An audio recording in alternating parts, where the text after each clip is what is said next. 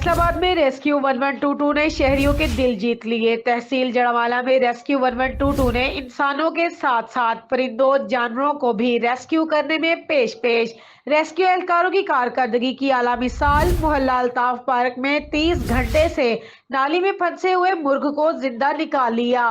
Rescue team का कहना है कि शहरी हाफिज फरहान ने मुर्ग को 1.5 साल से घर में पाल रखा है।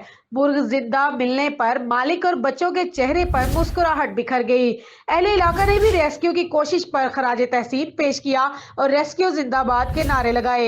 एक बार फिर आपको बताते चले, फैसलाबाद में रेस्क्यू 1122 ने शहरियों के दिल जीत लिए। तहसील जड़ावाला में रेस्क्यू 1122 ने इंसानों के साथ साथ परिंदों जानवरों को भी रेस्क्यू करने में पेश रेस्क्यू एहलकारों की कारकर्दगी की आला मिसाल। मोहल्ला अल्ताफ पार्क में 30 घंटे से नाली में फंसे हुए मुर्ग को जिंदा निकाल लिया।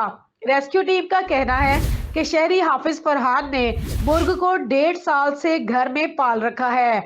मुर्ग जिंदा मिलने पर मालिक और बच्चों के चेहरे पर मुस्कुराहट बिखर गई। अहले इलाका ने भी रेस्क्यू की कोशिश पर खराज तहसीन पेश किया और रेस्क्यू जिंदाबाद के नारे लगाए।